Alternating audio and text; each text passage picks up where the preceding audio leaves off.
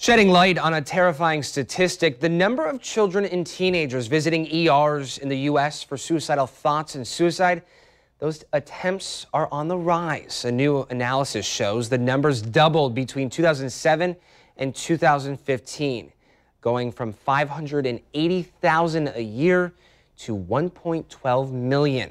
Almost half of those children were between the ages of 5 and 11. Here to talk more about the latest numbers is Carmella Prescott with Daniel Kids. Thank you so much for coming in. Yes. When you hear those statistics, what goes through your mind?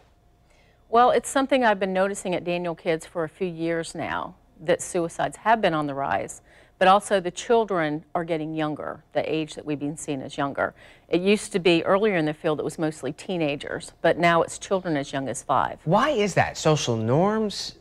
It's a lot of social stress going on. They're exposed to so much more between social media, televisions, or when I grew up there were 4 channels. Right. Now there's 1,000. Yeah. So they're exposed to a whole lot more. There's a whole lot more stress. They're including in a lot more family information, family ordeals. So it's just very much stressful for them. And things are becoming much more sophisticated for younger and younger Yes. individuals. Yes. At earlier times. Yes. So I think they're learning more about the idea of suicide as a coping mechanism, younger and younger.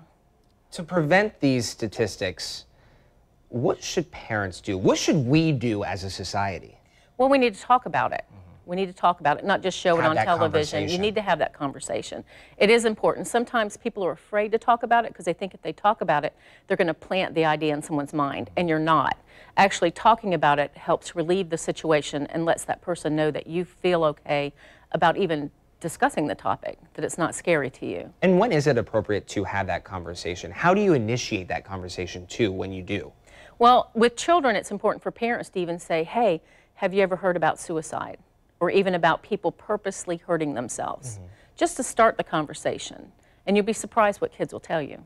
And oftentimes, or probably not oftentimes, but sometimes, children perhaps could be going to their parents with these concerns or having seen something on social media or on an app. Right. Seeing things, or they're getting cyber bullied.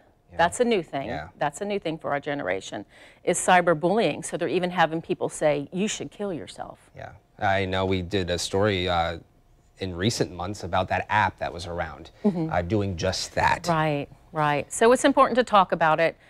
Teach kids coping skills. How do you deal with stress better than that being the decision? And then also role model. Parents need to role model how you deal with stress.